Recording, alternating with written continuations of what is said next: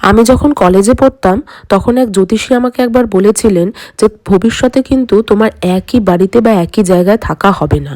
ইন্ডিয়ার মধ্যে ঘুরে ঘুরে অনেক শহরে তোমাকে থাকতে হবে এবং অনেক বাড়ি চেঞ্জ করতে হবে।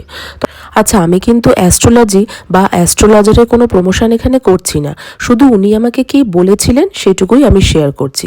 তবে তখন ওনার ওই কথাটা আমি অতটা সিরিয়াসলি নিইনি। তার কারণ কলকাতায় তো আমাদের নিজেদের বাড়ি, আর আমি ছোটবেলা থেকে ওই একটি বাড়িতেই থেকেছি। আমার স্কুলিং, আমার গ্র্যাজুয়েশন, এমকম, এমবিএ, চাকরি সব কিছু আমি ওই বাড়িতে থেকেই করেছি। জন্ম থেকে বিয়ে পর্যন্ত আমি ওই একটি বাড়িতেই থেকেছি। কিন্তু বিয়ের পরে দেখলাম ওনার কথাটা একদম মিলে গেল।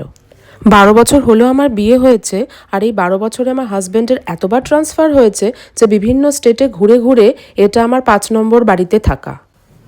আমার হাজব্যান্ডের নামে অফিসার্স কোয়ার্টার অ্যালট হওয়া সত্ত্বেও আমরা কিন্তু কোয়ার্টারে কোনোদিন থাকিনি। আমরা সবসময় সব জায়গায় রেন্টেড অ্যাপার্টমেন্টেই থাকি। আর যখন যেই বাড়িটাতেই আমি থেকেছি সেই বাড়িটাকেই কিন্তু আমি নিজের মনে করে থেকেছি। বাড়িটাকে নিজের মনে করে যতদূর সম্ভব সাজানো গোছানোর চেষ্টা করেছি। আর তাই যখন একটা বাড়ি ছেড়ে আর একটা বাড়ি যাই তখন সেই বাড়িটার জন্য কিন্তু আমার খুবই মন খারাপ লাগে, নিজের বাড়ি না হলেও। রুমটা গুছিয়ে নিয়ে পুজো সেরে নিলাম।